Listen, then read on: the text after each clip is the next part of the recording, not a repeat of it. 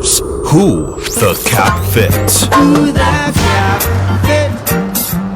Let them wear it. History is a clock that people use to tell their political and cultural time of day. It tells them where they are, but more importantly, what they must be. John Henrik Clark. Who the cap fit? Let them wear it. Hello world. Hello world. This is www.i955fm.com, Trinidad. This Sunday on episode 5 of Eye on Dependency. I can't stop looking at my phone. Do you think you're addicted to social media?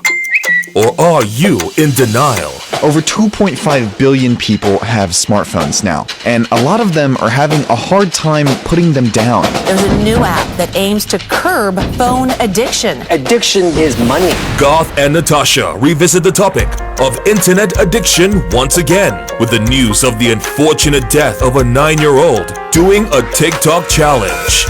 Joining the conversation will be digital anthropologist Daren Dhoray of Cybersafett, as well as youth activist Sapphire Alexander, who will share her perspective on growing up in the digital age with easy access to these addictive devices. You don't want to miss Eye on Dependency this Sunday from 6:15 p.m. on I95.5 FM and live on the Eye on Dependency Facebook page. Tell someone.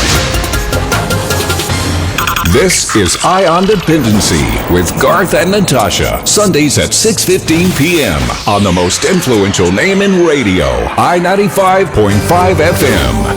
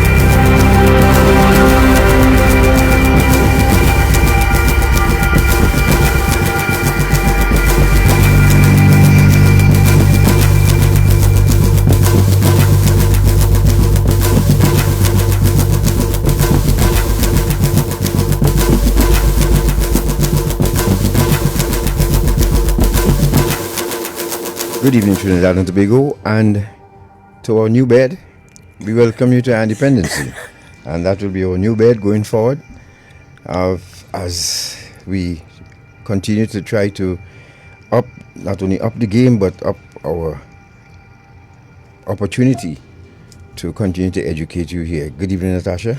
Good evening, Garth. Good evening, Trinidad and Tobago, and welcome to you, those of you tuned in on I95.5 FM, and to those joining us live on the iNdependency Facebook page. As usual, we are packed with information for you this evening, so it's a very important one. And as we've been saying to our radio audience about the new normal, if it hasn't sunk in as yet, most of you listening have grandchildren, great-grandchildren, and children who must now depend on devices to further their education. How well do you, as a parent, know these devices? How familiar are you with them? I know some of you, back in the day, we just bought a phone for your niece or your nephew, son or daughter, and just give them it, and they turn out to be the experts on these devices.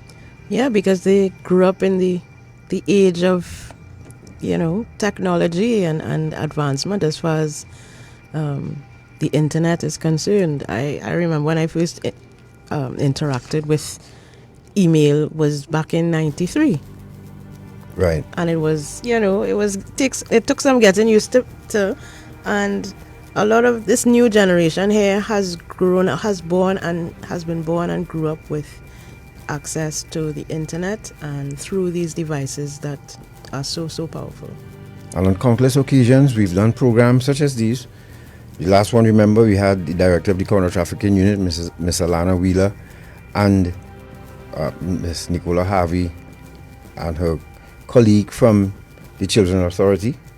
So now, again, we've been caught by surprise by a 9-year-old. Back when we had Miss Wheeler, they were warning us how to monitor children and the devices. And we have that video to show you, by the way, not of that 9-year-old, but we have a video of the blackout challenge to show you up to the point where the young man slips off the barrel. That's it. We're not going to show you him, almost coming close to death, because thankfully for him, he was saved. So, but he came close to death, a toddler, and we wondered, he was unsupervised, and there's so many questions to answer in that video. So we will show it to you, and you will understand not only what the blackout challenge looks like, but what you need to do to be on top of your game. We will also have if you're addicted to your device, you have the 7 signs. And this goes for not just children, but adults as well. We know, I mean, Garth and I are guilty of some of these infractions as well, and it's just for you to be aware of your internet and social media use, especially because, as you will hear on the program this evening, these devices and platforms were designed to keep you hooked. That's right, and I must confess, it is addicting. It is. I know about addiction. And I remember quarreling with Natasha when I had my Me Too. What is this about this phone? Every minute you're playing this, you're playing that, you're going in. No, we have a smartphone. She bought one for me. And let me tell you this. Sure. This thing, I hate it.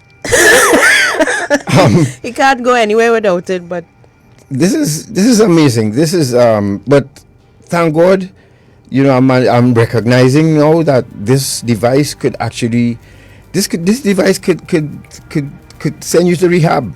Yes. If you're not careful. So we have those for you then, addiction to social media, and explaining how it's ruining lives. And then we'll hook up Mr. Daren Dhoray, who is a social media anthropologist.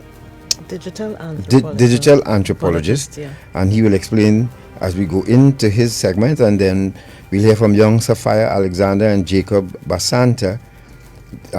These are 18-year-olds who will tell us how they'll be speaking to the youngsters we have listening this evening.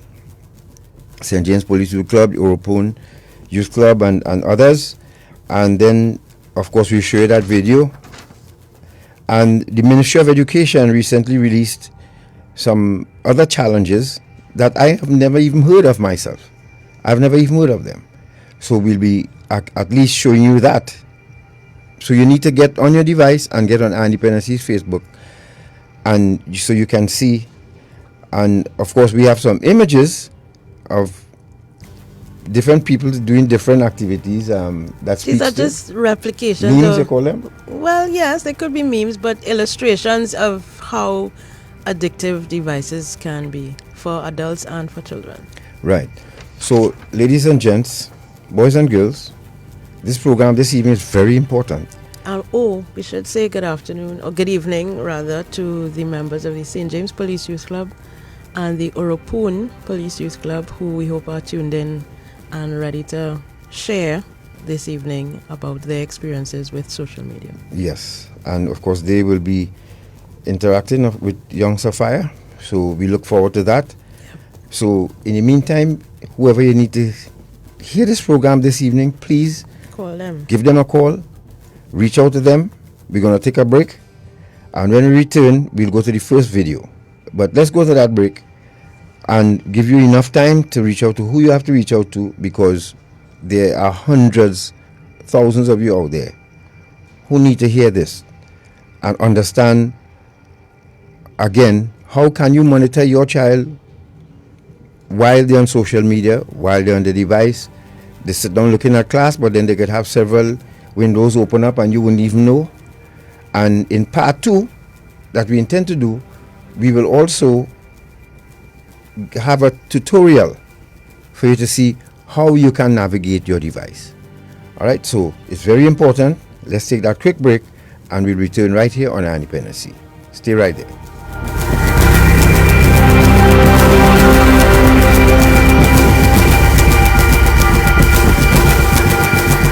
This is reality radio at its best. Eye on Dependency on I-95.5 FM. Garth St. Clair, Natasha Nunez. Eye on Dependency. On air and everywhere on I-95.5. The most influential name in radio. Agricola is back with loan promotions that will make you go wow! Wow! The computer and internet bundle CIB loan. Get a maximum of $15,000 with just a 0.75% interest rate. Call or come into our offices at Bro, Queen Street, Arima, 667-7633. Pamela's Mall, Marabella, 219-7745. Scarborough, Tobago, 639-6468. Or Port of Spain, 627-3127.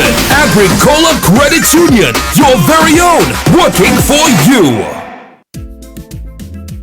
Give me my phone. What you doing taking them kind of pictures? I'll tell mommy. And I'll tell her you invaded my privacy. Privacy? When you send those pics, you lose all... What you doing taking them kind of pictures? I'll tell mommy. And I'll tell her you invaded my privacy. Privacy? When you send those pics, you lose all privacy. It's like setting up a billboard with your naked pics for the world to see. Those pictures are for my boyfriend's eyes only, and he'll never do that to me. Yes, he can, or one of his friends or family, or someone can steal his phone. Sending naked pics can open you up to embarrassment for you, your family, and friends. You can be harassed by bullies. Your pics can be uploaded to websites and seen by everybody, even the wrong people, sex offenders. It can also affect you getting a good job in the future. Once those pictures go out, you can never get them back. Okay, I'll tell my boyfriend delete them, and I'll delete these. I'm glad I have a smart little sister. I'm still telling mommy.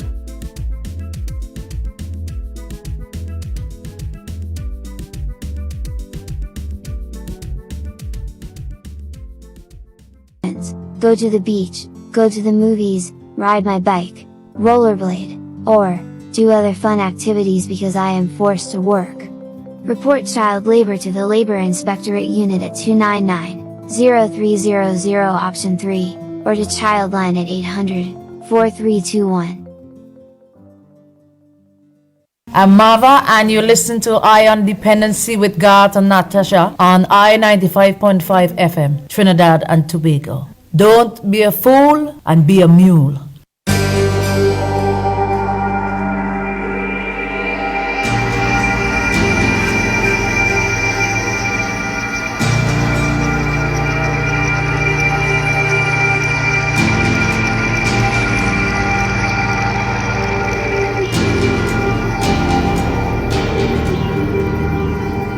Alright, thank you for staying with us, and without further ado, we are short man to pull up A, and this is for you people. Tell me if this is you. Tell me if this speaks any of about these signs. Any of these signs reflect in your own use of your device and social media. Okay, so let's go with it. 7 signs you're addicted to social media. Smartphone and social media addiction is something I've faced in the past, something I have more or less overcome, but it creeps back every now and then. And if any of these signs come up, I kind of know that that's an indication and how to dial it back, etc. So these 7 signs I'm going to share with you right now from my own personal experience. Sign number 1, I've got them written down as well, so I didn't want to miss anything. Sign number 1, you are on your phone every morning and before bed. It's just become a part of your daily habit now to scroll. As soon as you wake up, you check your notifications, you check how many likes your status got the other night, you wake up in the morning, you check that, you go to bed in the evening. Constant checking of notifications affecting your sleep patterns because you're on your phone before and after you've slept as well. Very telling. Sign number 2, your self-esteem is affected by how many likes you receive. How many likes, how much social validation you get from your Facebook, your social media activities affects you deeply. Your social media presence affects your real world self-esteem and self-worth. This is a strong sign, something that comes up for me every now and then. Number 3, mindless scrolling. Just scrolling for no particular reason, no particular purpose, completely unconsciously, driven by habit.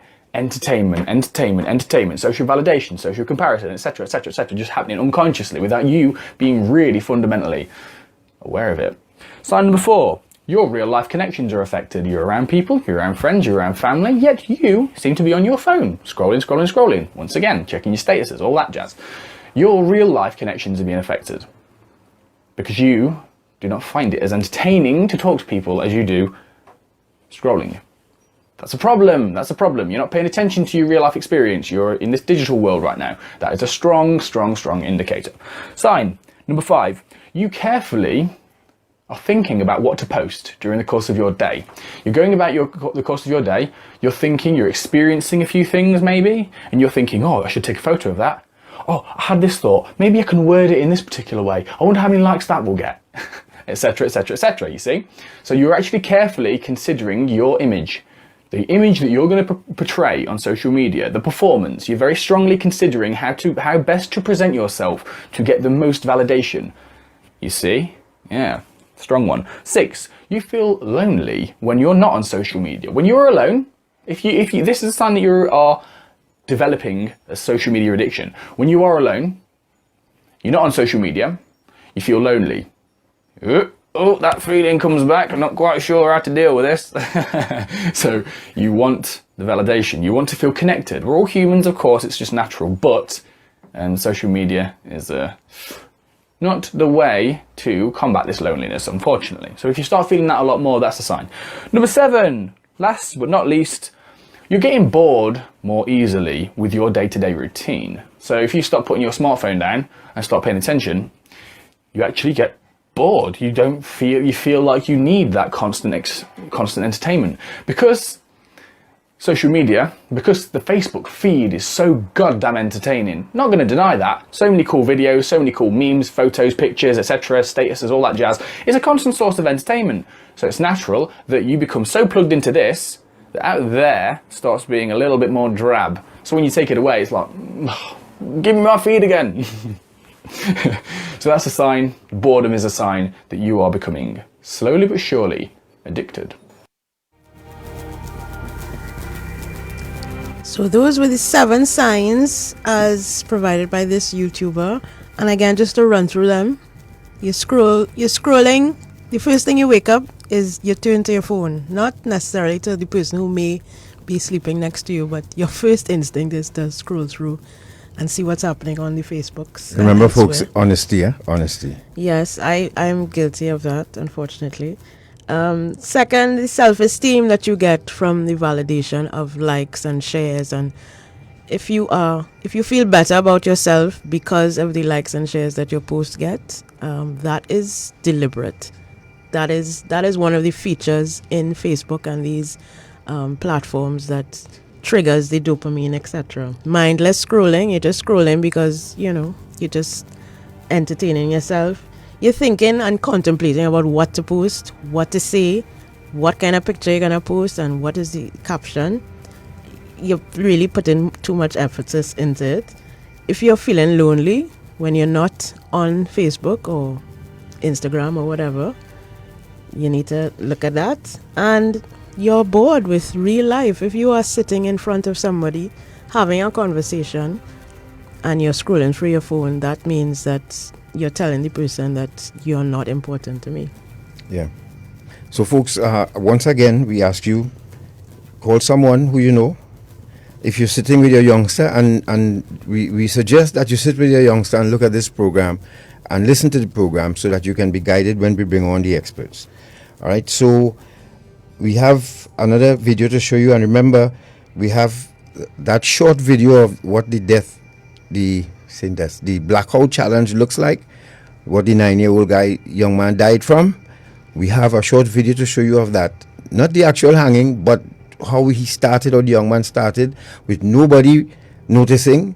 He had his little sister with him, and she helped him hold the barrel, as a matter of fact, for him to put the rope around his neck. It's really sad. And also we have that from the Ministry of Education. They posted some challenges that we've never heard of before, but they're there. And we have another video to show you before we go to Mr. Dhoray. So, short man, let's go to B one time. This one is addiction to social media and how it is ruining lives. Maybe some of you can identify. And it also points out the similarities with addiction to various substances, which you need to hear. Yes, so let's go to that video now. We know that engagement with social media and our cell phones releases a chemical called dopamine. That's why when you get a text, it feels good, right? So, we've all had it where you're feeling a little bit down or feeling a bit lonely, and so you send out 10 texts to 10 friends, hi, hi, hi, hi, hi, because it feels good when you get a response, right? Right? It's why we count the likes. It's why we go back 10 times to see if my Instagram is growing slower. Did I do something wrong? Do they not like me anymore? Right? The trauma for young kids to be unfriended, right? Because we know when you get a hit of dopamine, which feels good. It's why we like it. It's why we keep going back to it. Dopamine is the exact same chemical that makes us feel good when we smoke, when we drink, and when we gamble. In other words, it's highly, highly addictive. Right?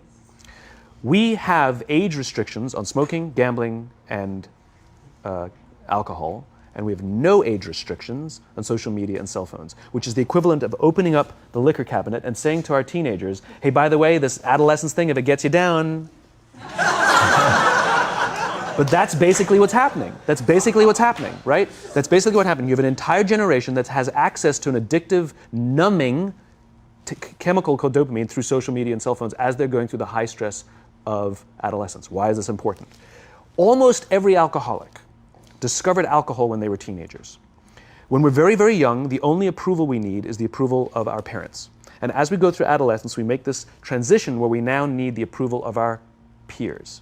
Very frustrating for our parents, very important for us. It allows us to acculturate outside of our immediate families into the broader tribe, right? It's a highly, highly stressful and anxious period of our lives, and we're supposed to learn to rely on our friends. Some people, quite by accident, discover alcohol and numbing effects of dopamine to help them cope with the stresses and anxieties of adolescence. Unfortunately, that becomes hardwired in their brains, and for the rest of their lives, when they suffer significant stress, they will not turn to a person, they will turn to the bottle. Social stress, financial stress, career stress, that's pretty much the primary reasons why an alcoholic drinks, right? What's happening is because we're allowing unfettered access to these dopamine-producing devices and media, basically it's becoming hardwired, and what we're seeing is as they grow older, too many kids don't know how to form deep, meaningful relationships. Their words, not mine. They will admit that many of their friendships are superficial. They will admit that their friends, that they don't count on their friends, they don't rely on their friends, they have fun with their friends, but they also know that their friends will cancel on them as something better comes along. Deep, meaningful relationships are not there because they never practice the skill set, and worse, they don't have the coping mechanisms to deal with stress. So when significant stress starts to show up in their lives, they're not turning to a person, they're turning to a device, they're turning to social media, they're turning to these things which offer temporary relief. We know, the science is clear, we know that people who spend more time on Facebook suffer higher rates of depression than people who spend less time on Facebook, right? These things balanced. Alcohol is not bad, too much alcohol is bad. Gambling is fun, too much gambling is dangerous, right? There's nothing wrong with social media and cell phones. It's the imbalance, right? If you're sitting at dinner with your friends and you're texting somebody who's not there, that's a problem. That's an addiction. If you're sitting in a meeting with people you're supposed to be listening to and speaking, and you put your phone on the table, face up or face down, I don't care, that sends a subconscious message to the room that you're just not that important to me right now, right? That's what happens. And the fact that you cannot put it away is because you are addicted, right? If you wake up and you check your phone before you say good morning to your girlfriend, boyfriend, or spouse, you have an addiction. And like all addiction, in time, it'll destroy relationships, it'll cost time, and it'll cost money, and it'll make your life worse.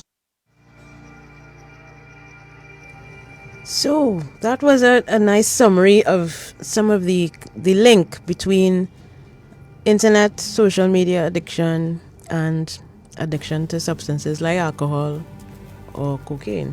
It triggers the same chemical in your brain, the dopamine. And I'll explain later on what dopamine, how it works, so you can understand. Remember, and folks, you see the ads we show as well? The ads we show, especially from the counter trafficking unit, we want you to see them. Hearing them is one thing, but seeing is even better for you and your children, especially when it comes to grooming, because there are a lot of youngsters that we know have been groomed on their devices and right under the nose of their parents, and they didn't have a clue until something happened. So we have to introduce Mr. Dhoray now. So Natasha will just read a piece from him and then we'll go to Mr. Dhoray. All right. The internet is as ubiquitous as doubles in a Trinidad and in many ways follow the same characteristics. For example, don't we always search around for the best doubles vendor in the same way that we congregate to the end of a room wherever the Wi-Fi signal strength is the strongest? And we know that there should be a limit on how many doubles we eat, but we consume as many as we want, and we ask for that one more. Much in the same way that we sneak those extra minutes just before bed, as we discussed, at the breakfast table or dinner table or at the office, just to see who updated their Facebook status. We know it's wrong, but we do it anyways. The consequences, however, are both tragic in the same way. While overconsumption of one may lead to one of the commonly known lifestyle diseases, the other might be opening a gate to a new one that's currently being labeled as internet addiction disorder. And on the phone, the video phone, we have Mr. Daren Dhoray, who is the founder of Cybersafett TT, and we are very pleased that he's able to join us this evening. Good evening, Daren. Good afternoon, everyone. All right, thank you very much for accepting our invitation, Daren. We were at odds as to where and how and who, and then as we spoke about it the night before. Next morning we woke up, we saw you, and we decided, hey, let's contact this guy and see if he's willing to share his knowledge with our viewing and listening audience. And here you are this evening. You are a digital anthropologist. Tell us who or what is a digital anthropologist, and why did you decide to go down this road? Well, it's a question that I've been asked on numerous occasions. It's not a term that you hear on a regular basis. But when I started Cybersafett 2010, it was when I realized there was a need for us to not just inform folks about using the internet and social media, but also getting to understand why it is some individuals use the internet so often, why it is our students are so engrossed, our kids are so engrossed in these devices. And that's where the anthropology part of it came into play. So anthropology, by definition, is the study of human culture. And digital anthropology is just including a digital systems aspect into that and how humans interact with digital devices. And since then till now, I've conducted numerous surveys, spoken to many different stakeholders in the entire field, from students to parents to teachers and those in industry. And the information is very similar to what you guys would have shared in those videos before. But yes, at the same time, there is also an extremely positive side to social media and digital interaction. And that's where I come into play to ensure that we have that balance in using those devices and platforms in an equally pleasurable manner. Well, let's dive right into it then. I mean, you have been collecting your research and speaking to people. What is our main problem? I mean, I know that probably in Trinidad, we're not that special in Trinidad and Tobago, but do we have the same issues that we heard those other guys from outside talking about in terms of how ubiquitous it is really and how much a part of our lives these devices are? Well, on the contrary, we are quite special here in Trinidad and Tobago. And we would have the Telecommunications Authority of Trinidad and Tobago to thank us for that. They would have conducted numerous digital-related surveys, and there is also information from a professor at the University College of London, Professor Daniel Miller, who has based his study at the Digital Anthropology Institute. One of his books actually was written about Facebook usage in Trinidad and Tobago. And the reason being, and again, this is thanks to TAT, we have one of the highest per capita internet consumptions in the world, not just in the Caribbean. This is because our previous and past governments have done fantastic jobs in understanding that we need to be an internet connected society. And here we are. I'm sure many people, maybe both you, Natasha, and Gart, may have 2 cell phones, right? And even if you have one phone, it might But have some people do. I don't know how they manage that, but yes, some people do. Just the one. I'm a one phone guy, right? But Yes. I'm sure a lot of folks do. They may sit at the table and they have 2 phones, right? So that's one of the reasons. So we are not your average type of audience, and that actually makes it quite interesting for us to do this type of research. And interestingly enough, Professor Miller is going to visit Trinidad and Tobago again this year in conducting further research in this very interesting area. So because of that, we have so many instances where, and it's a term that, came up just recently of internet idleness. And I'm going to explain what that term means. I initially thought of it as you finish the internet and you don't know what else to do. So, the devil's hands are the, I Finds think work the for idle hands. That's right, yes. So what my concept of this is, prior to COVID, because we know COVID would have catapulted this type of internet usage. But prior to COVID, most of us, kids and adults alike, we would have been consumed with different type of activities. We had to physically go to places. It didn't allow us the opportunity to be on a device as much as we used to be. Yeah? Now, because of COVID, our work, both professionally as well as schoolwork, is now on this device. So we are on the device whether we want to or not. Now, we know how easy it is when you're on a laptop to just open up a next little browser tab and browse YouTube, or you have Facebook sitting down there on the side, and then you have your phone with little Instagram and TikTok and so on. So many different apps that we are consuming simultaneously. At some point in time, if, for example, you were just interested in food videos, you might have seen every single food video that they might have been able to publish. But now, what do you do next? And this is where I think the term internet idleness comes into play, where we get into trouble. We start looking at things that really and truly we shouldn't be looking at. We would have younger kids looking at things that would not have been developed for them in the first place, right? Now we're not even speaking about the fact that some of them should not be on social media because of their age. Yes. But let's look at the reality of it, right? Because we could read the terms and conditions as much as we want, but the reality of it is we're going to have younger folks using these devices. What we didn't have to associate with that, however, is the education, and that's where cyber safety comes in, right? Where just as the last video said, and I was really comforted by the fact that it said that there's nothing wrong with social media or cell phones, right? It's really how we apply the technology and the devices. And I really wanted to stick a pin because the videos that we were showing, in my opinion, was painting a dreary light. And I know that we have some parents sitting in on the calls here, and their probably immediate action is taken away from me and I cut off the internet. Yes, right? yes.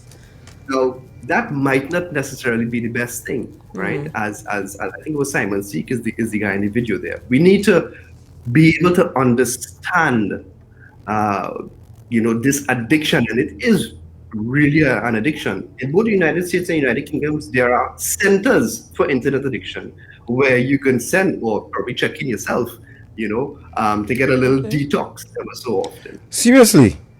And I was now wondering about... Where can somebody get help for this addiction? Yes, so there are official centers in the United Kingdom, and I know that there's one in Florida, which would probably be the closest to Trinidad and Tobago.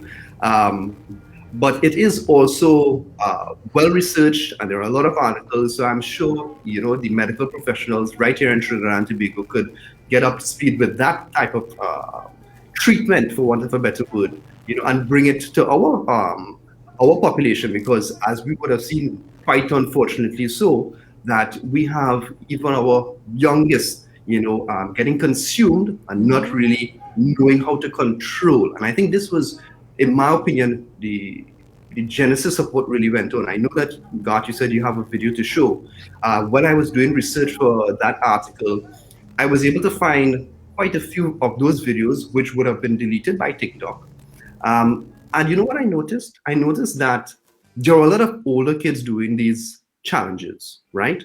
And they have a good awareness as to how to generate those likes and how to get those hits and so on.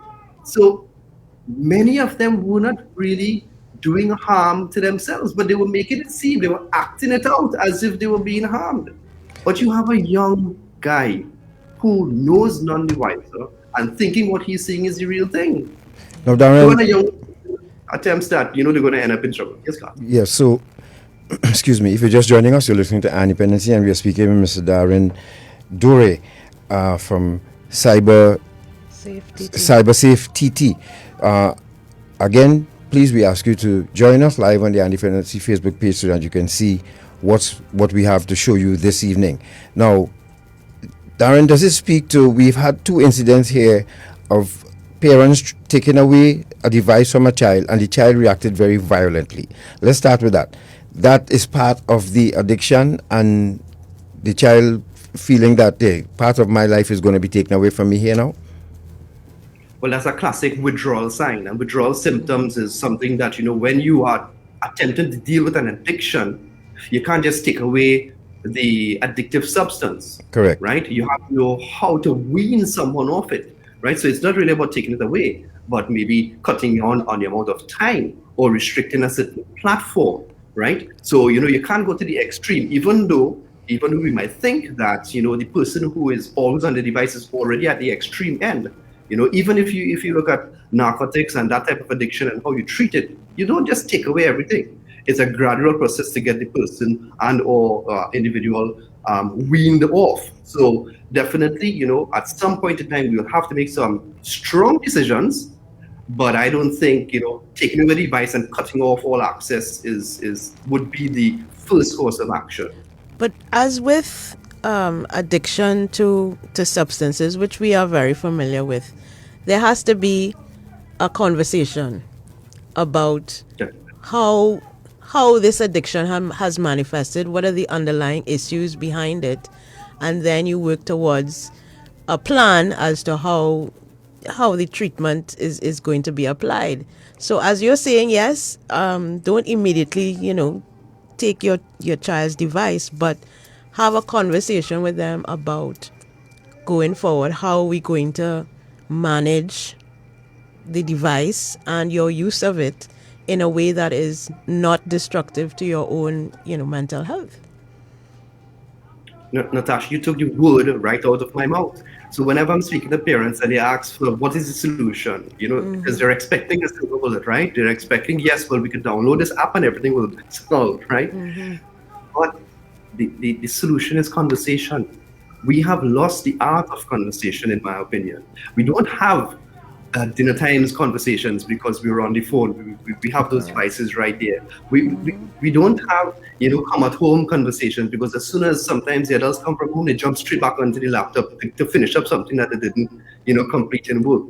So we've lost that. And you would find that, and I'm not a psychologist, so it's just from my experience. You would find that many times the younger ones, both under 13 and above, teenagers, when they look into social media and they consume themselves, it's because they're looking for a place to get attention. And this is where we're going to end up in another dangerous situation. I believe it was mentioned before with grooming, because when you are now presenting yourself as vulnerable on the online space, there are really bad people out there who can quickly figure out, yes, this is a target and I'm going to work on this particular person. Right. Now, Daren, when we had the director of the counter trafficking unit on, and she spoke to that about grooming as well.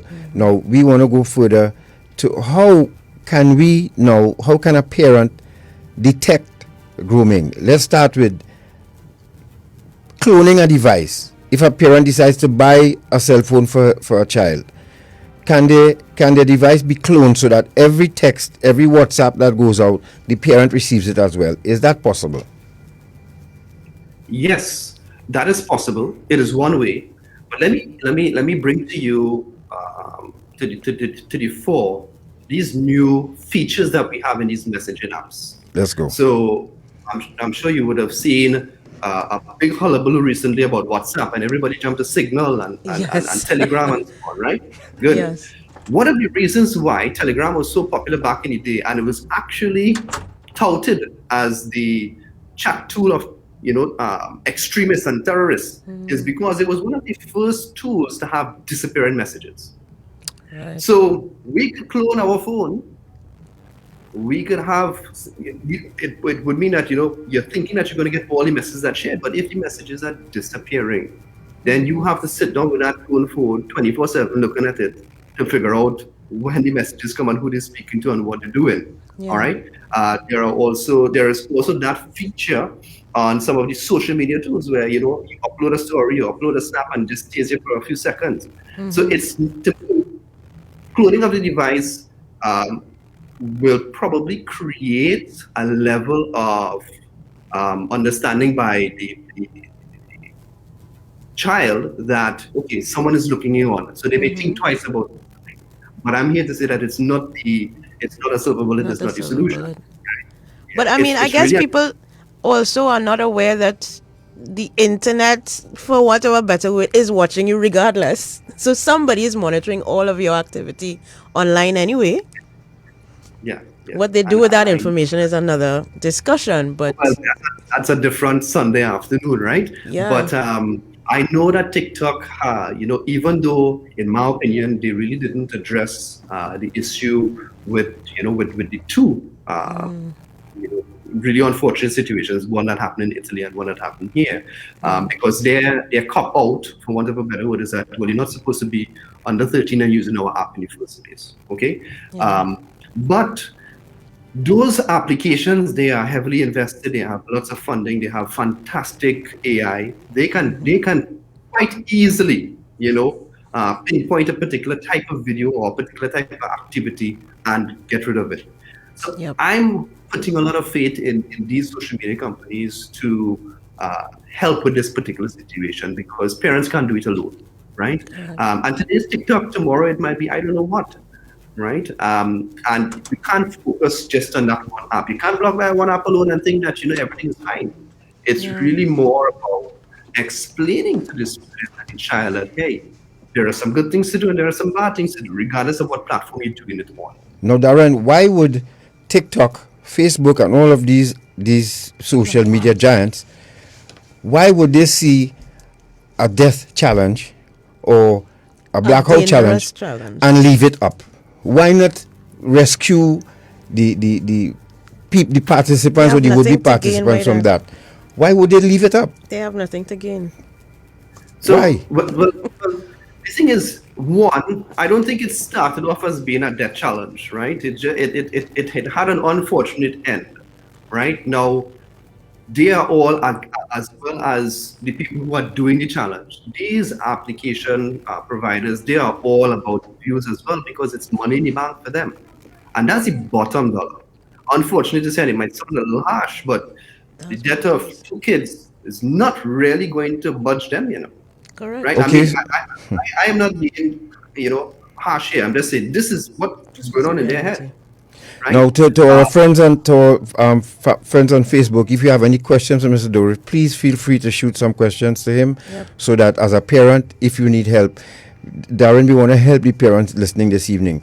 How do we then monitor, especially when it happens, because grooming is very, very serious on social media and on the devices. How can we help parents then monitor? How do we check the internet history? Should a mother or a father say, okay, at the end of the week, or not tell them anything? And how can a parent check the history or the browsing history of a device of a child? Well, I mean, I know that we may have some, should I say, trust issues? I could ask our listeners, look at your child now and ask them to get a phone. Does it have a lock phone in it? Can you get in there? Is there a And password? then you ask Or? it, why? Because I really like that video that you played from MNS, right? With this is my personal phone and I could do what I want to do on it, right? Now, that might have been the case if you wasn't uploading nude pictures of yourself. Because Yeah, but who buy the phone? Is I buy the phone? So is a partnership here. I bought the phone and I'm buying it in this condition that I must be able to check it when I'm ready. What about that? Right. You mean you're speaking on behalf of the parent? Yes. Yeah. Right. So that's one thing. But then another thing, a single dad came to me and said, well, he had to buy the phone because, it's what everybody else wanted and so on. I said, no problem, sir, that's fine. But who paying for the data plan? Thank you. Right? Because you also are doing that. And I'm not advising not to get into those things. But the same way in which you're not going to send a 13-year-old behind the wheel and tell them go down the road and buy some bread from them, because we understand and we know that they are not mentally ready to drive a car. They're probably not physically ready to reach above the steering wheel as well. But we have to have that same type of understanding to this behemoth that is social media and the internet. Because there are so many fantastic and great things that come out of it, but at the same time, there are so many really bad things. So my first bit of advice, and this one is a bit difficult because we are probably already past this stage, but I'm a firm believer of age limit, right? And 13 and 16 years is generally the age by which most of these social media tools, they have accepted that that's an age in which the individual might be or start to become a bit more mature to understand what is good from bad. Okay, so that's the first and foremost thing. I don't think that we should have younger kids utilizing those apps.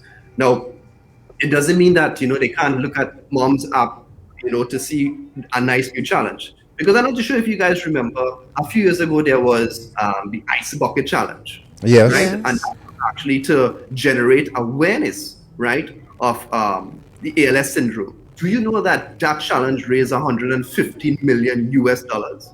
Yes, and it they did. were able to take the research to that particular disease to the next level. So Right. there are so many great and fantastic things, right? So age-wise, that's one of the things.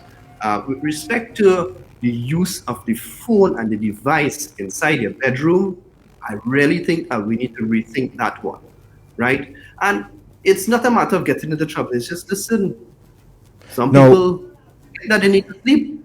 Now let me ask this. Sleep is Now very- you just mentioned something that struck a nerve there.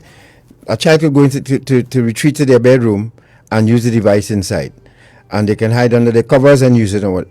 But I guess now the Wi-Fi covers the entire house. Is there any way that you can restrict Wi-Fi in a residence? Yes. Yes, and so there's two sides to that story. And so yes, your home Wi-Fi, there are so many different things that you can do. One of the Let's hear terms that parents need to be aware of is something called parental control, right? So parental control is a term that exists on most internet routers, and that internet router would be the device that you would have received from your internet service provider, right? And we know of all of the names that we have here in Trinidad and Tobago. So you can get into the parental controls and pretty much say, well, we don't want internet after this hour, or depending on the type of router that you have, you can even say, listen, I don't want social media during from 3 o'clock to 5 o'clock because that is homework time. Right. Now, Right. there are many different articles and stuff on that. Even cyber safety, we've written some. So that's one aspect of it. The other side of the coin, oh God, is if you have a data plan. You see, with a data plan that's unupdated, we don't have control or access to it. Now, a nice thing that we can lobby for, and I think maybe now might be a good time for the entire nation to start lobbying. In the United States, at least this is my research, you can actually purchase internet packages or data packages with parental controls from Yes. folks like AT&T and so on, Mhm. right? Okay. So if we can reach that level here, I think we would be, in a really nice space, right? So that means we In terms of- can ask to lobby to Digicel, B Mobile, our providers that once my child has a phone, she must, or he or she must not have access to the internet at so and so time. And I want those parental controls I as want those part parental of built controls. into the plan that I purchased. Right. Now, do we have that that here? they more, No, he said no. I know that they more deal with stuff like content filtering, which is another term that we have to, that parents need to be aware of. Content filtering, that pretty much blocks, unwanted content, I should say. So adult type content and any other stuff that you do not believe would be fit.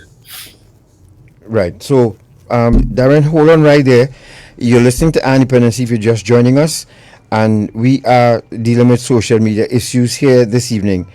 I remember we have a video to show you of that blackout challenge that that started off, as Daren said, as not, but it ended up in death. And we'll show you a child who attempted to do it, and that child almost died. Thank God his sister's voice was loud enough to bawl and call someone, but there are so many issues in that video for you to look at, so stand by for that.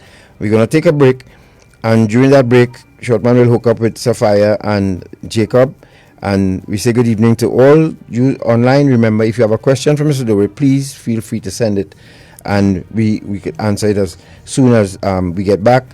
And of course, we'll talk about, again, how parents can monitor their child's activity when they're online. We'll be right back.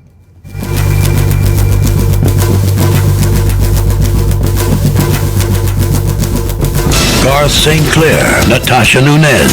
Eye on Dependency. On air and everywhere on I-95.5, the most influential name in radio. Go, Sona. I come in. And don't give me no attitude there. You have Shiana manners, boy. I wish I had your touch, boy. You have to groom them. First, you have to target them. Scope them out. See if they have low self-esteem. Family problems, Then you move in and gain the trust. I like your glasses. After that, you feel a need. Some of them like nice things like fancy phones, hairdos, clothes, food. It have ones who only looking for somebody to care and listen to the problems. You feel me? What's important though, you have to isolate them from the people. Let them believe it's all about you and them. I care about you. Then you get through. Nice. Look one right here. Try thing now.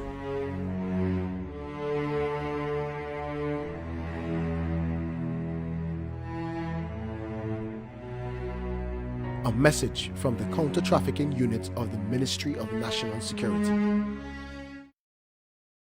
It have ones who only looking for somebody to care and listen to the problems. You feel me? What's important though, you have to isolate them from the people. Let them believe it's all about you and them. Then you get through. Nice. Look one right here. Try thing now.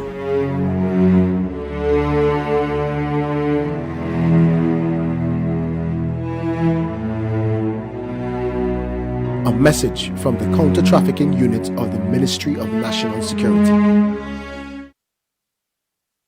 Agricola is back with loan promotions that will make you go wow! 60 to 40 loan. For new members or members with no loan, get a maximum of $300,000 with just a 1% interest rate. Call or come into... Hacer tareas domésticas no es trabajo infantil. Lavar los platos, limpiar su cuarto, recoger los juguetes y realizar otras tareas que fortalecen su personalidad en casa, no es trabajo infantil. Esas tareas enseñan a los niños a ser responsables y les preparan para la vida adulta. Denuncio el trabajo infantil a la Unidad de Inspección del Trabajo en el 209-0300, opción 3. O llamar a la línea para niños, en 131, o en la 804-321. Agricola is back with loan promotions that will make you go wow! Wow! 60 to 40 loan. For new members or members with no loan, get a maximum of $300,000 with just a 1% interest rate. Call or come into our offices at Bro, Queen Street, Arima, 667-7633. Pamela's Mall, Marabella, 219-7745. Scarborough, Tobago, 639-6468. Or Port of Spain, 627-3127. Agricola Credit Union, your very own, working for you. My name is Joanne Ferdinand. I am a Justice of the Supreme Court in New York State, and you are listening to Eye on Dependency with Garth and Natasha on I-95.5 FM, Trinidad and Tobago.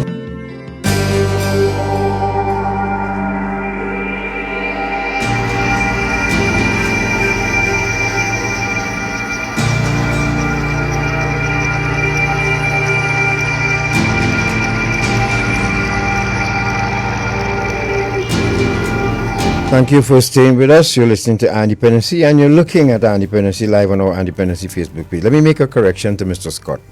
Mr. Scott, I never said the 9-year-old had help.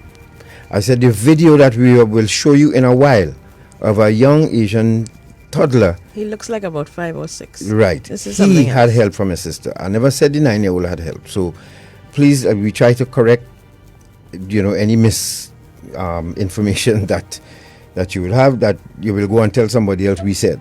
We never said that. All right? So, again, it is of the video that we will show you that the child had help from his sister. Mr. Dhoray is with us, sir? When will we have this? Right. We have another video to show you quickly on the social media dilemma. Mm-hmm. This is an excerpt of a film or a documentary called The Social Dilemma. So I just pulled the part where they're talking with parents and children separately about their internet use, their social media use, and they and some experts as well in terms of child psychology. And there was this little segment that spoke about the addictive nature of social media and devices. So we just wanted to share that with you before we bring on Sapphire and Jakob. Okay. And Mr. Dhoray, somebody wants to know if you're available for speaking to a youth club, so you'll answer that when we get back. Okay, Shortman, go ahead. So in the past 10 years or so, the time that they're spending on them has skyrocketed. On average, maybe 7 hours a day. It's a lot of time when you also have to do school and sleep and eat. 7 hours a day is like a work shift. There's a lot to do on your phone. Like, you can text people, you can play games, take videos, take pictures. There's a lot to do. We've always had these things that captured our attention, but there is a certain level of precision with which today's technology hones in on our neurology and the way that we are wired. Social media and other internet platforms make their money by keeping users engaged, and so they've hired the greatest engineering and tech minds to get users to stay longer inside of their apps and on their websites. I use Instagram, Snapchat, and TikTok. 2 Instagram accounts. I can just scroll for hours on end. I use Instagram, Twitter. Instagram, definitely. My favorite, Snapchat. If I was to delete Snapchat, I don't think I would hang out. I don't know what's going on with Snapchat. There's stuff called TikTok. The social media games like TikTok and Fortnite. Yeah, I look up from my phone after being there for 15 minutes and spend an hour. Scrolling through Instagram. And then I end up watching other people's videos for 5 hours on end. Watch Netflix for time and then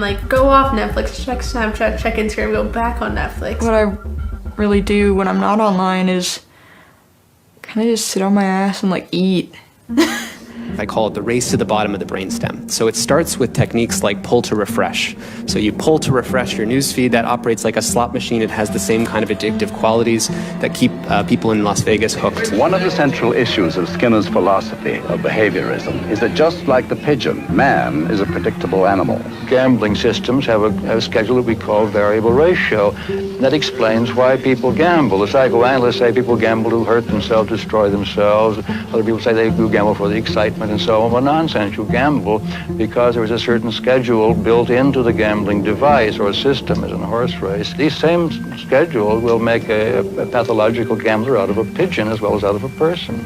It's interesting raising kids 5 years apart. You know, John could leave his phone sitting somewhere away. We've noticed that Jack's generation is of kids, they can't do that. They're so completely tied to their phone, and they don't even know life without a telephone. Typically when I get bored, I do pick up my phone. I tend to switch apps every 30 seconds to a minute. They will literally melt their brains before they got off the device. When we think about traditional drug use, we know that the age of first use, the earlier it happens, the greater likelihood for addiction. And so think about, with children, their brain is developing, and if they are not having balance in how they're using this, and it's developing at a younger age, I just, question how that will continue to impact them for years to come. Young folks tend to have their reward sensitivity and their social sensitivity develop much earlier than their ability to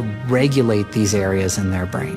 Throughout childhood, the brain experiences rapid maturation. It begins in areas responsible for basic perception and memory, way in the back of the brain, and it ends in the front of the brain. And in the front of the brain, that's the areas that are most important for having us regulate our responses to rewards and our responses to social feedback. And the highest order part of that doesn't really develop into the 20s. My biggest fear is when they get older that they never put those things down, and that they're so disinterested with connecting with other people, like in person, that it negatively affects them. Being a leader 14 years ago was easier. The way kids are has definitely changed. They have less or no coping skills. They are also harder to kind of break that outer shell and talk about hard things. They don't want to, or they don't know how. It's wild. They really just don't know how to get there. One of the greatest consequences of screen time addiction is just the lack of social development, social skills development, being able to connect with other people. And we're seeing a lot more of that as we are becoming more aware of what social media does to our ability to have empathy and to interact with others and to see their social cues, understand their social cues, and react accordingly. We're seeing the difference that it's making, but the kids aren't. The disconnect of even just he with his friends. I mean, it is how they connect, but how connected are they if they're all getting depressed? And if they don't have anything to compare it with. Like you said, we have a comparison because we grew up differently, because we didn't even have the option. We're incredibly social creatures. That's actually what separates us, not our intelligence, but our ability to work together in communities, to thrive as humans. A huge chunk of your brain is devoted towards just understanding people's moment-to-moment facial expressions, because social signals that come very rapidly are incredibly important to us, even if in the moment we're not totally realizing how important those social signals are.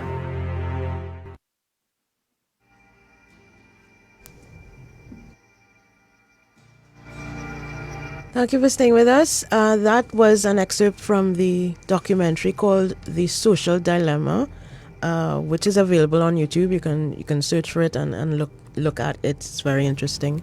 A couple of things that jumped out at me with that, the amount of time that young people and adults spend on their devices, and also the part at the end where he talked about humans' need for cooperation. This is how we have evolved over time in terms of cooperating with each other to achieve certain things. And this social media space, the online space, can be a cooperating space, but it can also,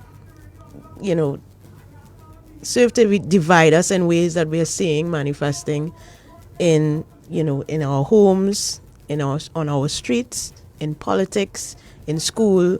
It divides and it brings together. What do you think, Daren?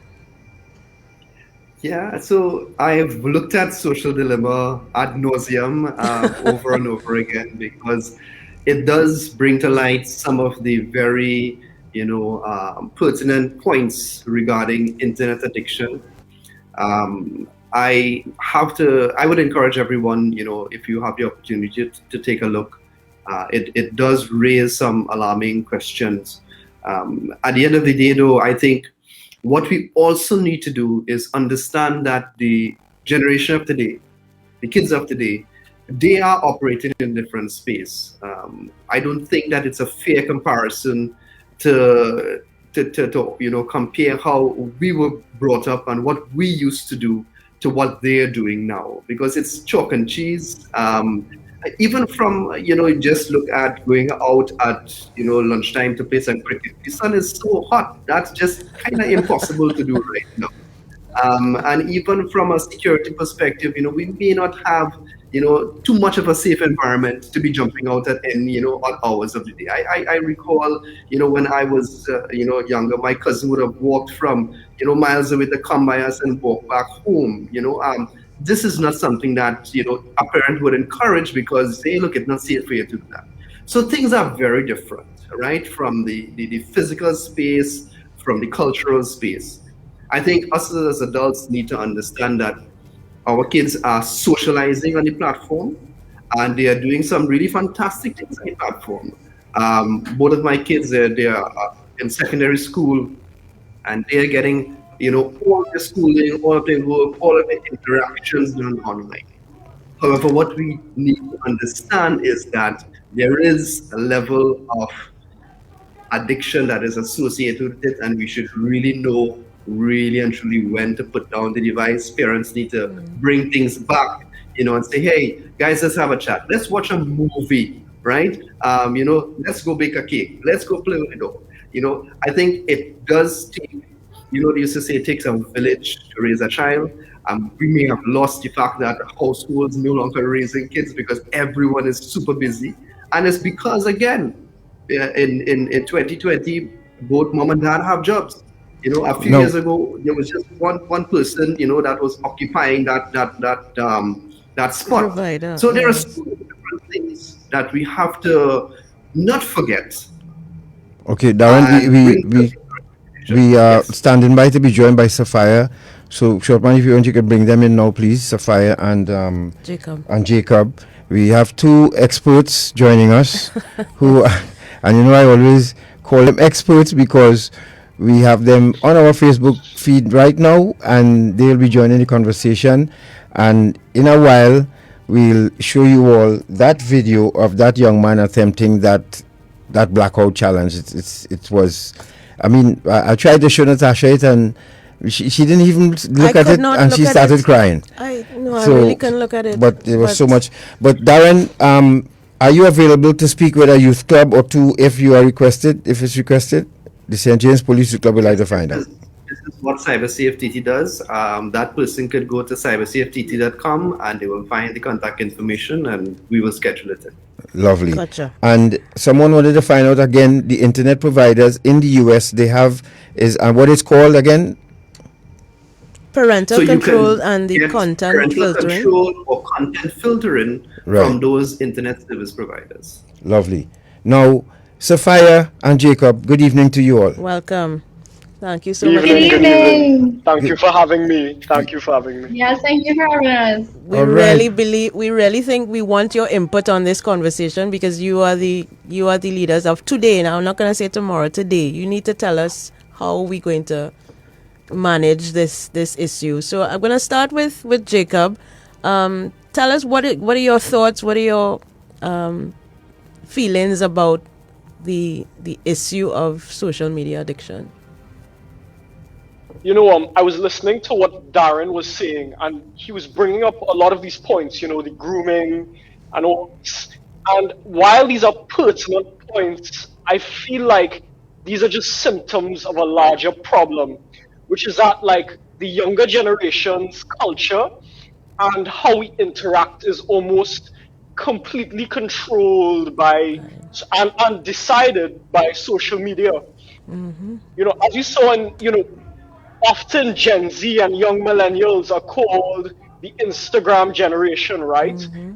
And that is for y'all who are older, that must be insane that a generation is defined by, you know, the internet and social media, and we are the first generation, you know, kind of like how the boomers were in the 60s, like the first generation to be raised on TV, and we are the first to be raised on internet. And I just want to start by saying that, you know, I hope that there is empathy with this, you know. You know, I see a lot of people going, or older people going, oh, well, we don't understand it all. Why don't you do what we did in your day? You know, and that is unfair on us young people, because we don't know, you know, we don't know better. How old are you, Daren? I'm sorry, Jacob. How old are you? I turned 19 on Friday. Yeah, you turned 19 on Friday. Happy belated, by the way. but I mean, you're right. Go ahead, Bara. Preach. Go ahead. You want to ask Sapphire the same? Yeah, Sapphire, the same question to you. No, Sapphire is an NGO, the director of an NGO. Sapphire, how did you come up with that? And tell us about what Jacob just said, and of course, your thoughts. Of course, no problem. Good evening, everyone. You would have mentioned I run an NGO. It's called Caribbean Feminist, which is a youth-led organization dedicated to educating and empowering young people about social or feminist issues. And, you know, the reason I would have started that is because when I was younger, I felt as though I didn't have a community of people my age who I was able to connect with easily on issues like these, issues like gender-based violence, issues like LGBTQ plus issues, things like that. And, you know, again, as a Gen Z, as a member of Gen Z, as a member of this digital generation, my outlet was social media. So that's why I turned to it, because that for me was the easiest way to connect with people within my generation. And, you know, going back to what Jacob would have touched on in his answer, you know, we don't know anything other than this. You know, we've been brought up in a way that social media, again, as he would have said, is our driving force. It is what controls the way we interact, it's what controls the way we empathize with others, it's what controls what we're interested in, it controls how we think, how we, our belief systems. And so I think, you know, as you would have touched on, it's not fair to compare our social media usage to that of older generations, because this is all we've ever known. On the issue of social media addiction, I think that social media addiction is an issue because, again, in the context of the pandemic especially, social media is our only outlet. It's our only connection with the outside world. It's the only way we can connect with people right now. And I think a lot of people are dealing with that same issue where, you know, you're working online, you're in school online, and then you're spending 8+ hours in those break times still connected to a device. So I think the best way to manage something like this is with balance, as with all things, really encouraging time limits on social media. That's something that I personally put into practice. On a lot of devices, you can set time limits on how long you want to use that certain social media platform. And if your phone doesn't have that, you can set a timer. You can say, I want to devote maybe half an hour to social media this evening, and set that time limit so that you're cognizant of how long you're spending on social media. Because a lot of us can kind of get lost in the scrolling and just be scrolling for hours and hours on end, not knowing how long we're really spending online. So I think time limits are really important.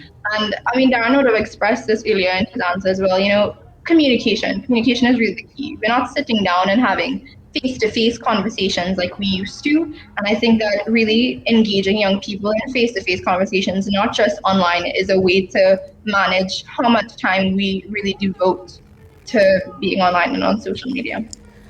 I had another question for you guys. We know that researchers found that depression and anxiety is a side effect of a lot of young people being online, receiving their validation and worth from their online relationships. So can you, both of you, speak to the mental health aspect of the amount of time that you spend connecting with people in this way? How, I mean, as you say, those of us who are over 25, we wouldn't really understand how it is to have only known about this kind of interaction. How do you think young people like yourselves can achieve that balance and recognize when your mental health is being affected? Well, you know, people always talk about the fun of the social media and whatever, but really what the fun of social media is watching the fun other people have. And it's legitimately draining because you see this expectation, sort of projected onto you that you have to live this sort of life. And it's sort of like it creates a neurosis in you where you are constantly examining yourself in perspective of other people or what you're seeing online. It's like it would be akin to if someone based their views or their self-esteem from reality TV, So Jakob, so what you're saying, and of course Sapphire, what you're saying then, that how do you all, we want to find out, how do you all manage your time as a youngster? I'm sure both parents are busy, but how do you manage your time on social media, and how would it not affect you? I'll come to Daren with a question in a while, but there are youngsters listening to you all, there are parents listening. What's the balance? Let's start with Sapphire. Your father is a very busy man. He started off as a major in the military, and now he's one of the voices of the Ministry of Health.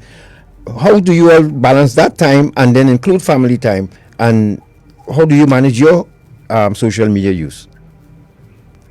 Well, I can go on to say that, both my parents are really busy. They both work equally demanding jobs. My mom is a guidance officer, so she's working online as well. Right. And I can't say that it's easy. I can't say that it's easy to balance, family time and work time and social media time. And I think that's true even when we're not online. It's really difficult to find that balance. But I think making interaction a priority is something that really, really helps. Saying that, 6 o'clock, that's dinner time, that's family time for an hour. Just setting aside that hour can make a huge difference because, there are studies that say that children who sit at dinner with their parents are less likely to experience things like depression and anxiety because it creates that safe space for them to, go through what happened in their day, what is stressing them out. And it's a time for adults, for parents to really look at their children and to examine them and to see maybe my child is not as lively or as excited as they usually are about their day. So it's easier for them to pick up on those, minuscule signs that something is not going right in my child's life or in their everyday. I think on a personal level, it's really difficult, especially right now, to manage how long you're spending online because your classes are online and then most times your assignments are online. And then for me, when running Caribbean Feminist is an Instagram-based or a social media-based organization, so a lot of the work that I dedicate to that is digital as well. So I think really setting those limits of, okay, I'm going to spend half an hour on TikTok or Instagram or Twitter, and that's going to be the time that I dedicate to that. Really setting those hard limits is what helps the most. And try to incorporate at least one activity, maybe a day or a week that is not online. Whether that be a walk with your family, or if you can't go outside right now, because I know a lot of us are staying indoors right now, even if you go downstairs in your yard for 5 minutes or 10 minutes, just to get away from that blue light, I think that could be really helpful. And it does a lot for your mental health as well. Jakob? Well, I don't have a straightforward answer for this because I'm a social media addict myself, but like with me, it's sort of in extremes where I will get off Instagram for like a week, and not touch social media at all. But then I will get this itch, and it's like you're missing something, And it's really difficult because, especially in a pandemic, like we can't go outside. So it's like, it's not exactly like I could interact. I could just go outside, Yes. Well, no. And how do your parents? How do your parents monitor your use and how and manage? Or how have they been faring with that? Or do you run rings around them?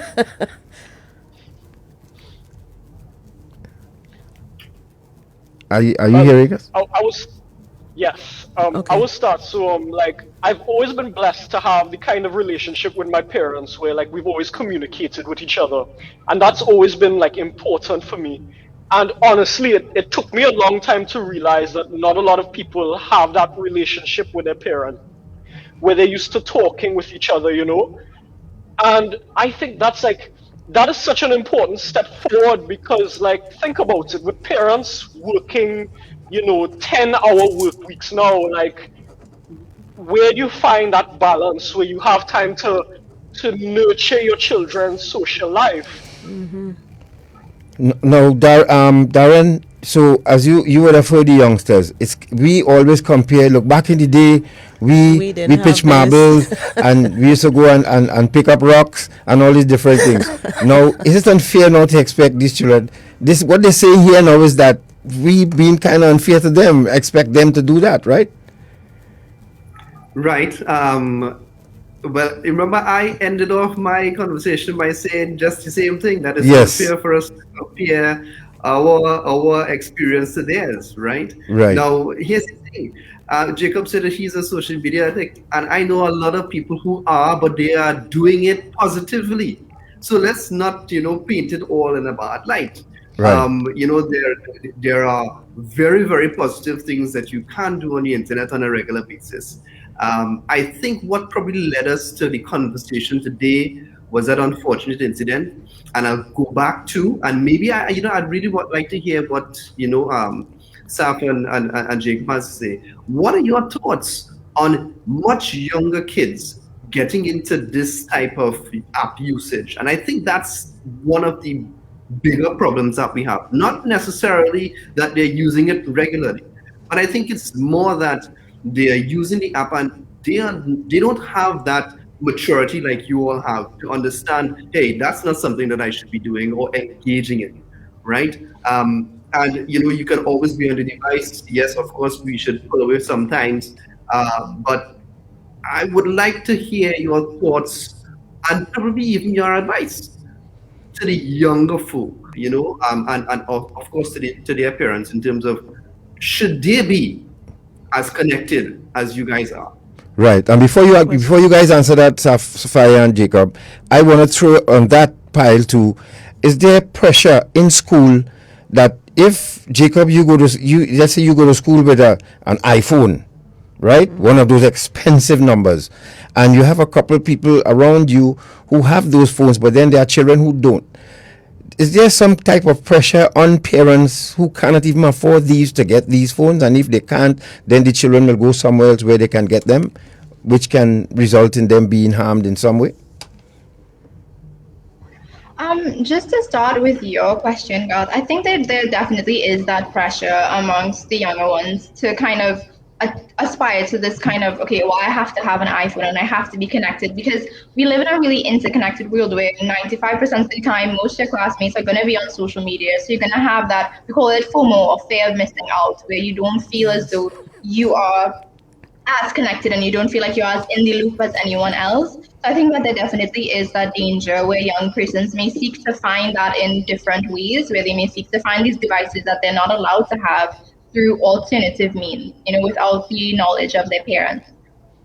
Going back to the question that Daren would have posed to us about, younger people being on social media, I think that one is a really sticky issue because, younger people are at that age where their brains are still developing. They are not able to actively understand what should and shouldn't be the content that they interact with. They're not at a space where they can set hard limits for themselves. So I think that the onus really falls on parents to understand how social media is affecting their children and to have these continuous conversations with their younger children who are online about how long they should be spending, what kind of content they should be looking at. Because just from personal experience, my brother, he's about 11, and my parents, they don't allow him to be online by himself. He doesn't have his own devices. He is allowed to be online, but there's always that surveillance of what kind of content he is consuming and how long he is spending online. Because I think at that age, you cannot expect young children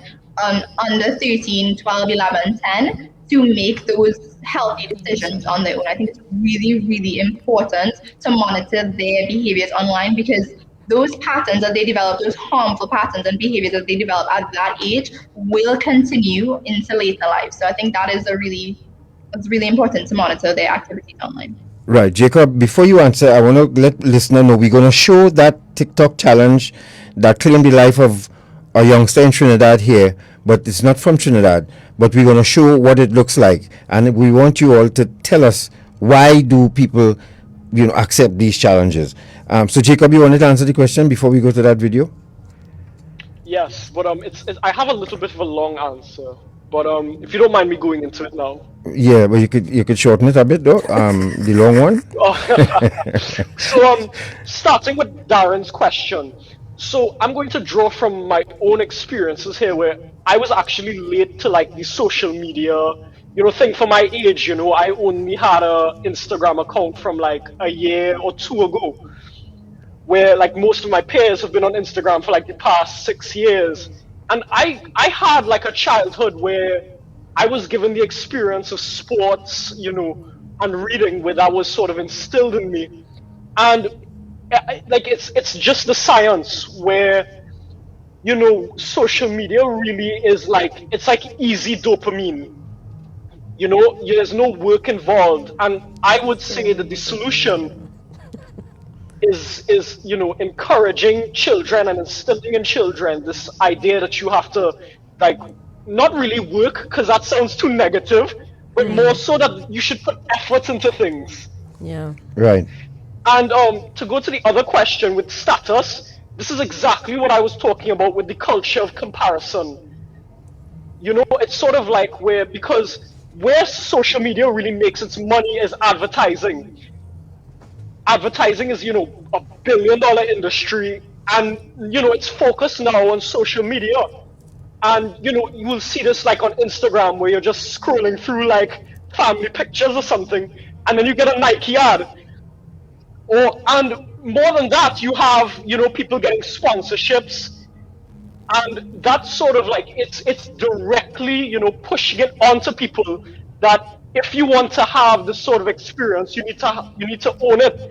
You need to own certain products, and that is completely unfair on working parents. Especially on like lower income parents who, if you're just making money to survive, you do not have money for like a $10,000 phone. Correct. I want to remind our radio audience as well as our Facebook Live audience that you can ask questions. You can, if you're on Facebook, just type it into the chat if you have a question for any of our guests. And if you're on the radio, you can call in a few minutes, 622-3937.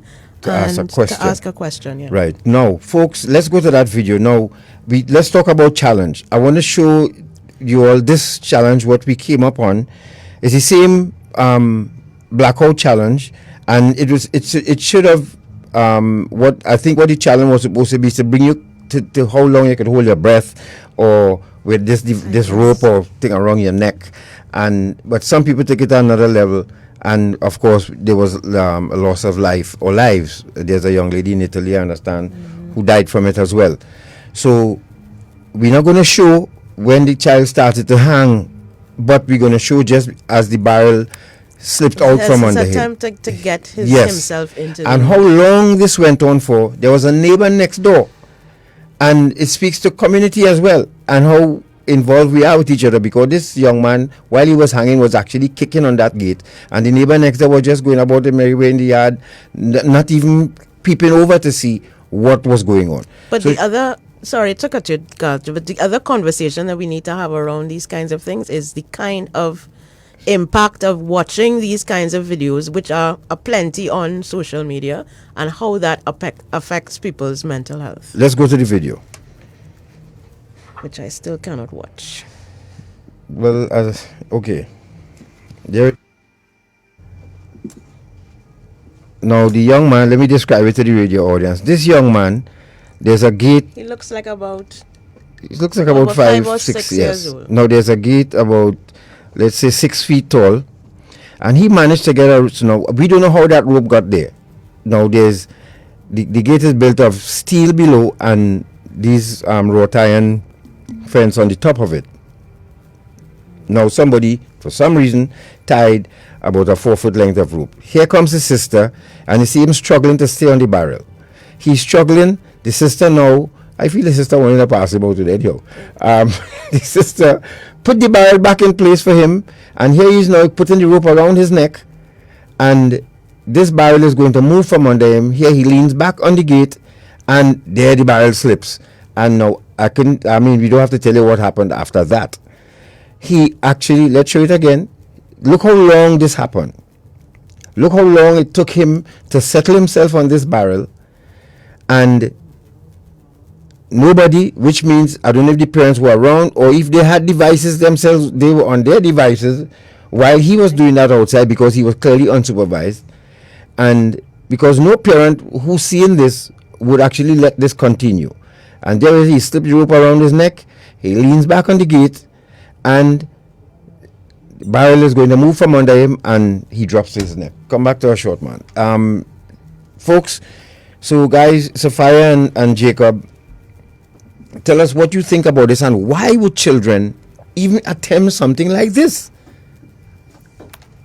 I think it goes back again to that issue that, Jakob would have touched on, and Daren would have touched on earlier on his answer as well. It's that kind of competition for attention. It's that kind of fear of missing out. You see these activities online, you're seeing the attention that people get from these activities, the likes, the way your friends talk about it. Like, this is a challenge that we need to try. It looks like something that's fun. And, when you're that age, you're not understanding the danger associated with a challenge like that. You're not understanding that, this is like a life or death situation that you're in. And I don't think even his sister understood the gravity of the danger that her brother was in. Right. And I think that, again, really important. I know Daren would have touched on this, for social media sites like TikTok to identify these challenges, to identify these dangerous activities, and to take them down. Because when you have children who are, I don't even want to say over 13 years, because there are 13-year-olds who would have tried challenges like this even older. When you identify challenges like this that can be really dangerous, you need to shut it down. And I think, again, it comes back to parents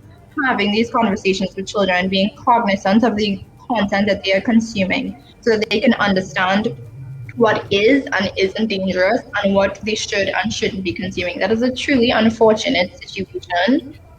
It's such a tragedy. Jakob, and then we go to Daren. In Trinidad, like we say, is bacchanal. And what social media does is that it makes everything into a bacchanal constantly. Like, the challenge comes from a good place, from what I'm aware of, where it's supposed to show, support for the struggle of African Americans when it comes to, police violence. Correct me if I'm wrong, but that's really the intention of the challenge. Okay. I don't know if that's true, but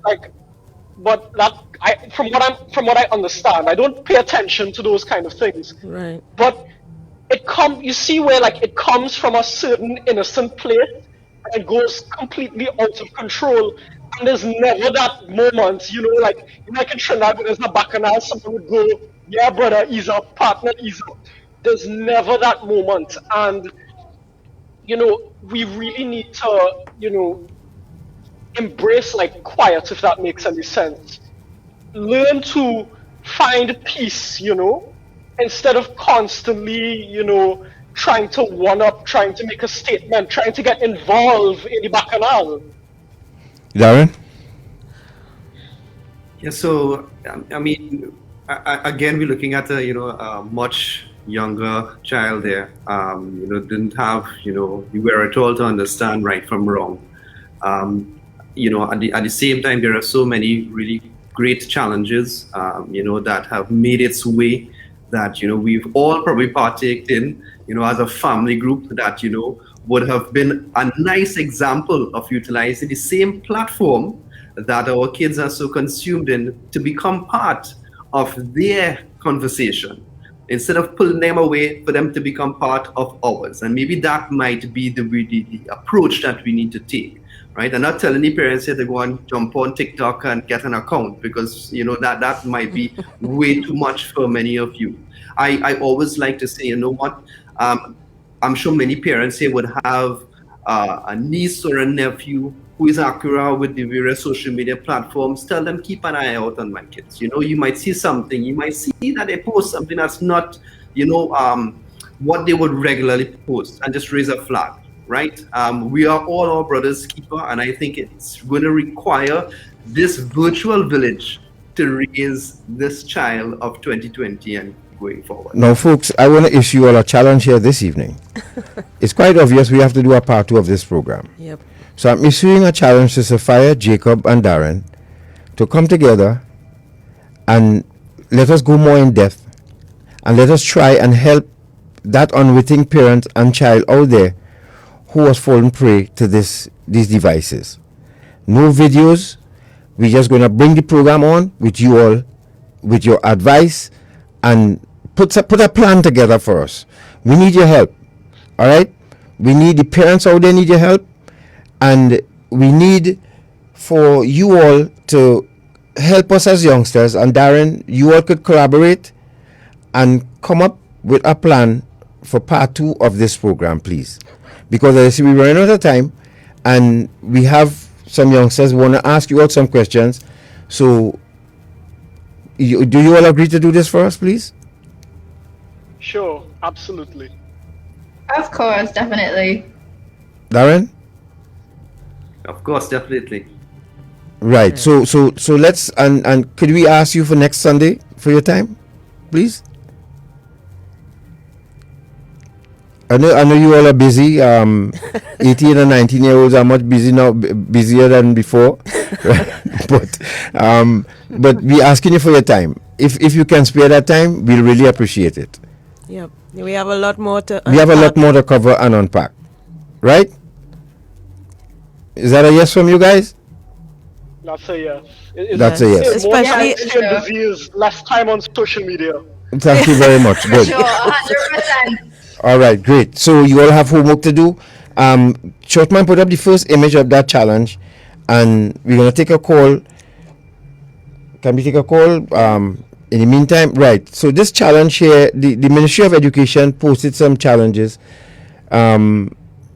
recently, the most dangerous as they labeled them, and I never knew some of these challenges existed in the first place.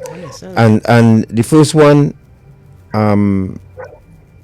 is called the cereal challenge. Cereal challenge. One person acts as a bowl by lying on their back and filling their mouth with cereal and milk. Next, a second person uses a spoon to eat the cereal right out of their friend's mouth. No, imagine that. Good Lord. Oh, gross. Then there's throw it into the air. I can't. The other challenge is... I can't read it. Could you widen that screen a bit? Is it possible? The phone, right. Yes, full screen.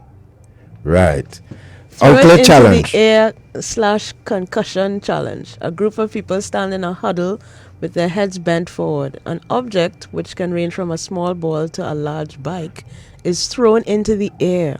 Lord. No one in the huddle is allowed to move until after the object lands on someone. Now, who comes up with these dumb challenges? The goal of the challenge is to cause a concussion. What madness? Yeah. And remember there was this skull crack challenge as well, where somebody would jump in the air and then somebody standing next to them would kick their feet from under them and they would drop and hit their head. Yeah. You know, there's another challenge, like the skull breaker challenge, involves 3 persons standing next to each other in a line. When the person in the middle jumps up the air, the person on the either side side kick out their legs in the middle of the person, so they will fall and possibly hit their head. Then The outlet challenge. A phone charger is partially plugged into a power outlet, leaving the prongs partially exposed. Kids then drop quarters onto the prongs, creating a shower of sparks. I mean, this is technically a science, right? But I mean, every child goes through this. You stick your finger in an outlet, or you know. That one, okay. Look at this one. I could kind of understand the that. Kiki challenge, inspired by Drake's song Yes. "In My Feelings," which contains the lyric "Kiki, do you love me? do you love me?" Are you right? Yeah, and that is a very popular one. A This lot of trend people sends have TikTok done. users done that. exiting low-moving vehicles, slow-moving vehicles, or that one while in motion and dancing to the tune along. Yeah. No, that I think that one is fine because you have It's to have fine? somebody driving the vehicle, and as they're driving along slowly, then the person is dancing while the door is open, so you can It's see them. dangerous, Natasha. Well, I mean, I haven't dangerous. heard of anybody being injured by that. Have Yeah, you? but it's dangerous, and if the ministry put it up and say it's dangerous, then let's go with that. All right. Okay. Let's go to the next one. That's just a fun one. I Could think. we have any calls there? We should have 622-3937. Hello, good evening. Let's take a call for our guest. Good evening. Sorry. 622-3937. Shortman, you could go to the next page.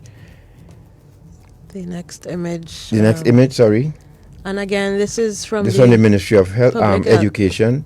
Ministry of Education. The Salt and Ice Challenge involves putting salt on someone's skin and holding an ice cube on the spot for as long as possible. The combination creates a chemical reaction that causes pain, obviously, and can lead to frostbite, first or second degree burns and blisters.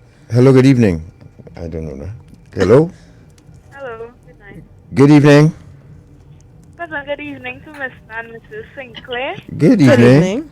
This is Anyawa Adams from the St. James Police Club. Hi, Anyawa Adams. How are you, my dear? I am fine, thank you. Thank you for listening. And you have a question for Sapphire or Jakob or anybody, or you just like to make a comment?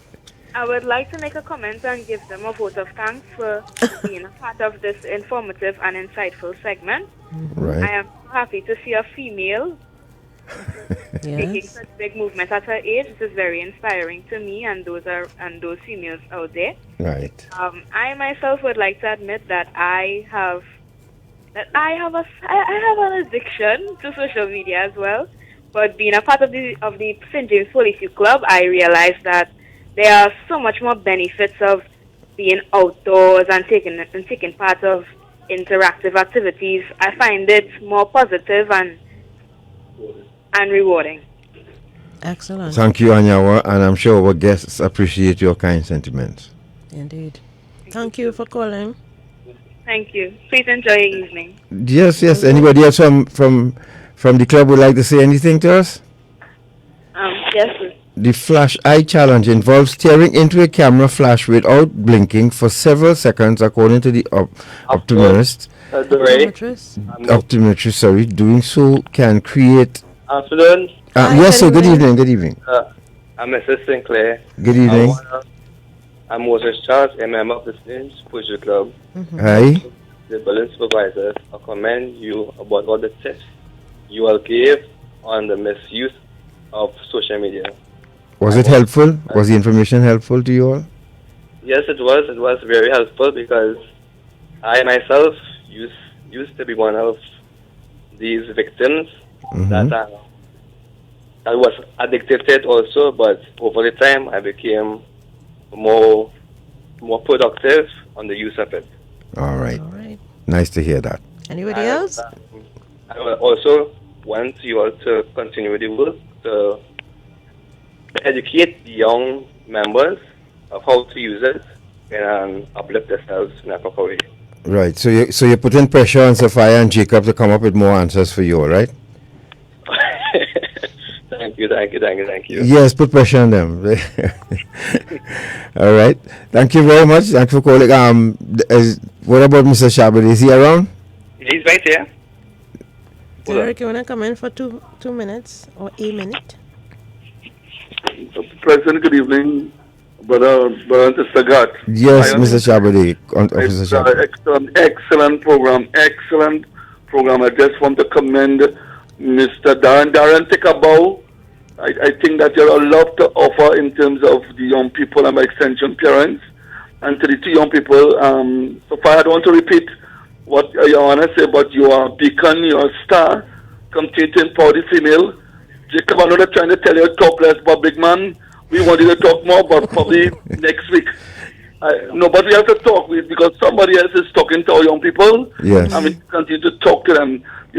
Quickly, that and brother, we don't tell children to stop playing with fire and about knives and deadly weapons and gun and ammunition. We don't talk to parents about these things. We don't tell children about dangerous drugs and taking things from strangers and inappropriate touching and okay, let me add this to the list now. Right. Let parents understand that social media is here to stay. TikTok is not going nowhere. In fact, it's expanding. It has a new buyer on the scene now, and it is, it is now moving into the homes, and it is called a new parent. I did something on Facebook that speaks to the fact of this new parent and social media, TikTok, and all these, and now parenting our children, and it's absolutely imperative that parents find the rightful role. I know the right here because of police. but start policing your children. Yep. Make sure the device is in a place where it can be monitored. Ask questions, shut down the computer. Sometimes people sit down eating around a table and do on the phone. Yep. Yes. I had to ask my I said, Diamond, are you serious? Could you come off your phone, please? Dinner and on the phone. Yeah. To follow, we need to take down these things and monitor them. And I just want to commend your program. I don't know how the program, but Sapphire, take a bow. Jakob, big man, come to talk. And Mr. Daren, you have a lot of work to do. Gat and Natasha, national awardees, take a bow. Mr. Daren, what can did Mr. Daren explain what kind of qualifications he has? Yes, he did. Okay, all right. Thank you very much, sir. All right. Take care. All right, folks. So Daren, let's say final word. Yes. Let's start with Jakob. What's your final word? And we're looking forward to hearing from you all next Sunday, please God. So talk to us. Closing comment. I want to close with a message to young people that no matter what is projected on you, no matter what people tell you, ultimately you have to find yourself, and you have to be comfortable with yourself. And honestly, there is no pressure to do anything that you see, or there is no pressure to be a certain way. And in the end, I will say the most important thing is that you find comfort with who you are. Okay. Well said. And we'll chat with you again. Sapphire?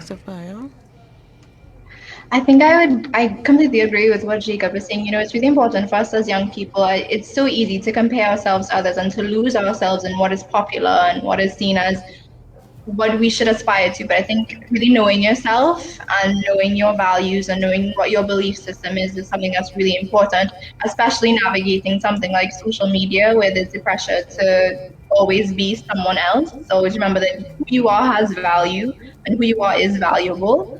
And try to make sure to find that balance with social media. It can be difficult, but it's worth it in the end. All right. Daren?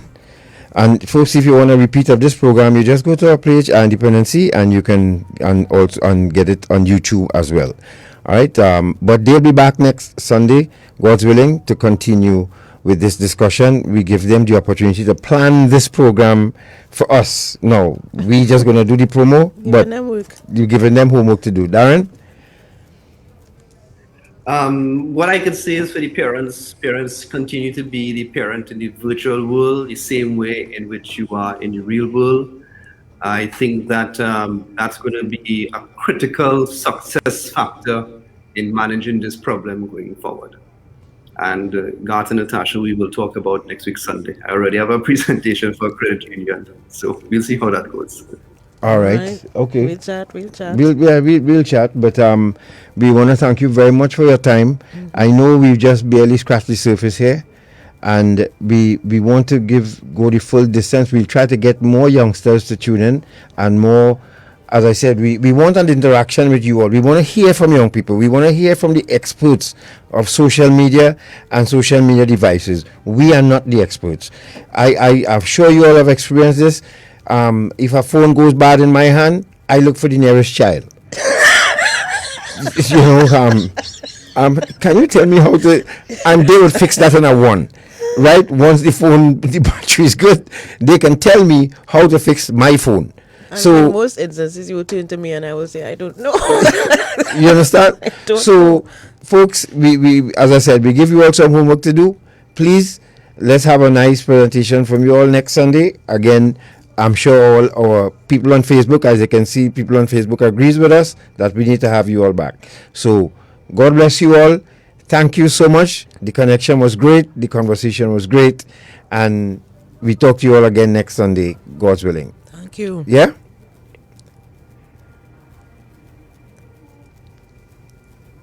All right. Okay. Bye-bye. We have a couple of comments. Thank you so much for having us. We had a question for Daren, but I guess we can address this next week. Al is asking, shouldn't these social media companies have a sense of corporate and social responsibility, i.e. monitor these dangerous challenges and take them down? Yes. Yes. We will talk about that next week. And we will also include our service providers here about getting these the parental control Parental and content control filtering and on the data plans. Yes. Yes. Not just the Wi-Fi, but the data plans as well. Maybe we can hook up with someone from Digicel or B-Mobile and see if they will chat with us next Sunday. We'll see. To see if Or they're from thinking TAT, about that. maybe. Or from TAT.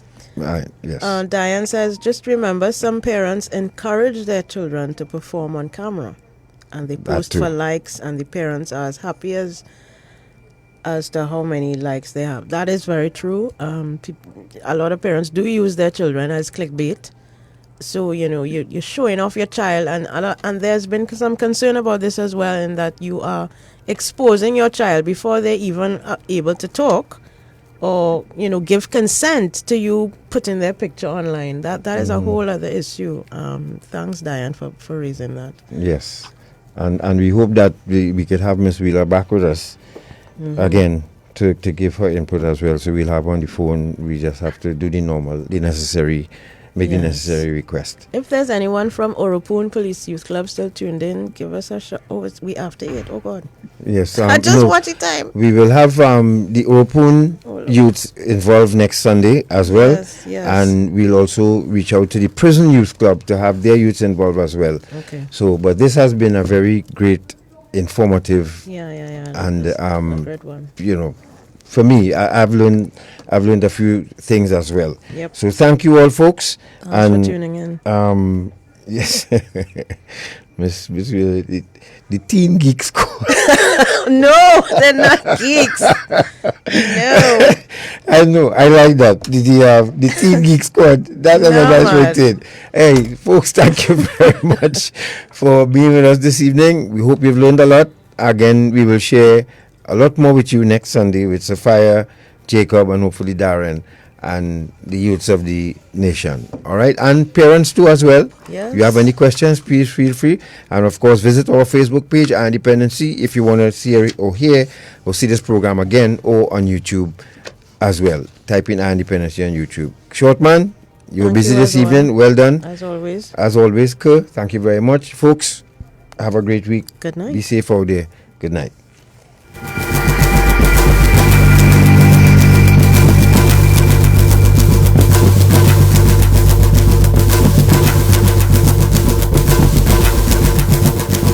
You're listening to Eye on Dependency with Garth and Natasha. Reality radio at its best.